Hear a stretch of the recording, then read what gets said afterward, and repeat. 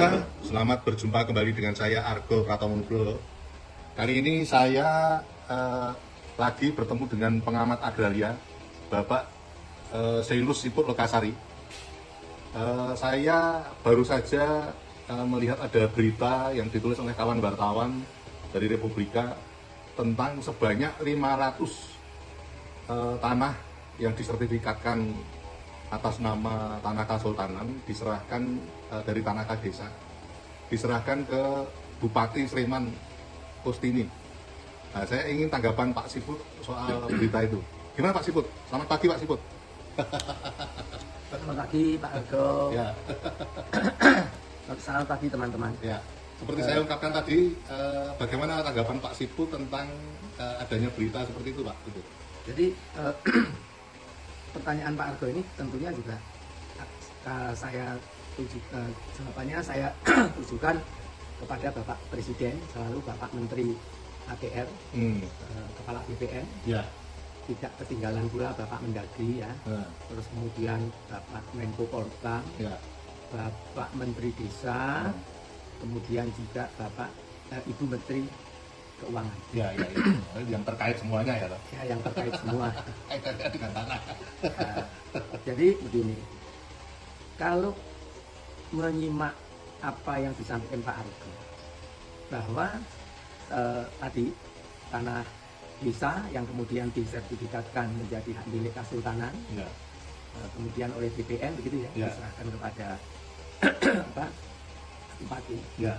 Itu saya kalau diminta komentar, saya menjadi sangat kaget dan terkejut, karena permasalahan ini itu lebih berbau ke arah korupsi. Oh gitu ya? Korupsi. Kok bisa Pak Siput? Mengapa?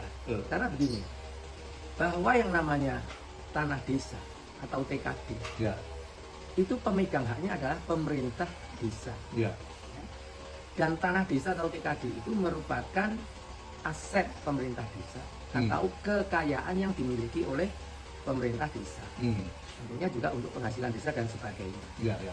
Nah, hal mana jelas sekali kalau kita baca di dalam Undang-Undang Desa. Itu kalau nggak salah Undang-Undang Desa itu Undang-Undang Nomor 6 Tahun 2014. Pasal 1 dan pasal 76. Oh, itu jelas sekali. Ya. Jadi pemerintah desa itu punya aset seperti itu. Nah, sekarang kalau itu dalam bentuk sertifikat, itu kan sudah jelas sekali buktinya ya. Itu bukti bahwa itu adalah milik pemerintah desa, kekayaan pemerintah desa. Di situ tertulis pemegangannya pemerintah desa, hanya hak pakai. Ya tanahnya tentunya bisa saja konversi tanah adat, yang dulunya ulayat, bisa juga dari tanah negara. Tetapi setelah UUPA itu tanah adat dan ulayat itu kan sudah dimasukkan menjadi tanah negara. Ya. Terus bagaimana kok tanah negara tersebut atau tanah milik pemerintah desa tersebut bisa menjadi milik Kasultanan? Artinya apa? Artinya itu kan hak milik pemerintah desa diambil, dialihkan. Pemerintah desa mengalami satu kerugian. Atau dengan kata lain pemerintah desa yang menjadi istilahnya itu melarat lah. Ya dulunya punya jadi nggak punya. Jadi nggak punya. Terus dasarnya apa? Itu loh. Kalau beritanya itu saya pernah baca dasarnya adalah Permen nomor 2 tahun 2022. Permen nomor 2 2022 ini, ini. Ini, lihat nih, jelas nggak nih? Jelas ya? Ini ada apa itu? Ada orang besar yang dimakan apa saja itu? Tanah desa, tanah HGB, macam-macam. DIY kan? Ya. Nah, memang kalau dasarnya permen ini sudah begitu dibuat, saya waktu itu langsung bersurat kepada Pak semuanya nih. Lihat nih. Termasuk KPK nggak itu? Boleh KPK itu nomor 2 ini. Oh iya, ternyata KPK juga Kejaksaan Agung juga. Ya semua. Karena apa? Polisi juga ini. Ya semua. Karena kan polisi kan juga berhak mengusut korupsi juga loh. Karena apa? Permen ini secara tidak langsung itu adalah permen mafia tanah. Maksud saya itu permen yang bisa mengakibatkan permafia tanahan. Terutama di pasal 4 dari permen ini. Bagaimana mungkin permen yang dibuat oleh Pak Sofyan Djalil pada waktu menterinya Pak Sofyan Djalil ya, bukan Pak Hadi Cahyanto, bukan yang sekarang. Itu ya. Ya, ini saya lakukan. Bagaimana mungkin di permen kok bisa menimbulkan hak dan menghilangkan hak? Menimbulkan haknya apa? Di permen itu dikatakan bahwa tanah yang belum dipakai di DIY ini adalah tanah kasultanan atau tanah non keprabot. Itu terus tanah negaranya di mana? Kedaulatan negara di mana? Ya kan? Kemudian desanya juga begitu. Seolah-olah tanah desa ini dianggap dulunya ditarik-tarik dulunya, apakah agak doang tetek bengek. Padahal tanah desa di DIY ini itu dimulai sejak Perda DIY nomor 5 tahun 1954. Beliau Sri Sultan Hamengkubuwono ke-9 ya, menjadikan pemerintah desa sebagai badan hukum dan diberikan hak milik atas tanah desa. Jadi desa memiliki kekayaan. Jauh sebelum UPA beliau sudah seperti itu. Lah setelah UPA lebih lagi dimantapkan, ditegaskan, apalagi lebih lagi ditegaskan dengan undang-undang desa. Nah sekarang kok tanah-tanah kepemilikan desa yang merupakan kekayaan desa terus kok bisa menjadi tanah milik kasultanan ini terus apa? Dari mana? Kalau ke permen ini dasarnya apa? Makanya Pak Situ lalu berpendapat itu cenderung ke korupsi itu. Nah ya kalau menurut saya, kalau menghilangkan kekayaan aset publik, tanah desa itu kan aset publik. Itu kalau dihilangkan, dijadikan milik pribadi, milik badan hukum kasultanan. Nah ini terus perbuatan apa ini? Memerugikan pemerintah desa, iya kan? Lah itu jelas. Nah, pasal korupsinya udah jelas. Udah jelas. Perkara siapa yang melakukan korupsi, siapa yang dirugikan, siapa yang diuntungkan, itu bukan urusan saya. Itu urusan penyidik itu nanti. KPK, yang lain-lain. Bapak Presiden, terutama Bapak Presiden ini. Karena permen ini kalau dibiarkan ya itu Presiden yang tanggung jawab. Mengapa? Kok bisa-bisanya? Ini permen ini gawat loh. Ini merupakan, maaf ya, ini terkesan sudah menghilangkan kedaulatan negara di DIY ini. Loh, tanah yang belum dipakai kok. Tanah yang belum dipakai itu dianggap tanah miliknya non keprabatan kasultanan. Terus rakyatnya terus kebagian apa?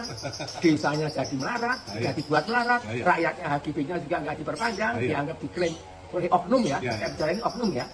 Oleh oknum juga dianggap punya keraton, terus gimana? Jadi korupsi besar-besaran. Nah, maka dari itu di dalam surat ini saya sebutkan bahwa ini adalah yang namanya tsunami atau mega korupsi. Dan jangan lupa ini juga sudah direspon oleh KPK. Ya. Ya. Tapi sampai sekarang kok masih masih mandul ini. Ya itu bukan mandul ya, KPK itu kerja kan mesti hati-hati, tetapi itu bukan ranah saya. Pokoknya saya menjawab, Mas Argo tanya, saya jawab. Itu. Jadi itu mengenai yang 500 tadi. Bagaimana sih jenis desa di DIY nanti jadi pionir melarat. Sudah DIY angkanya melarat penambahan di Pulau Jawa, di saya tambah melarat lagi. Ayo kita. Nah di sini nih yang jadi lama-lama yang jadi raja itu sampah. Sudah bukan yang lain, yang sampah paling kelihatan di mana-mana aja. Ya tapi kita akan kembali ke masalah pertanahan. Ya ini semestinya permen ini Pak Menteri yang baru ini juga sudah kami lapori. Permen ini harus ditinjau kembali. Dan ini seharusnya aparat hukum yang menangani korupsi seharusnya mulai mencermati ini ya. Ya sudah. Oh sudah ya. Sudah. Menurut saya begini Mas. Saya ingin menyampaikan penegasan sekali lagi begini. Semestinya segala macam aturan perundangan itu adalah dibuat untuk kemakmuran orang banyak, itu perintah Undang-Undang Dasar 45. Ya kan?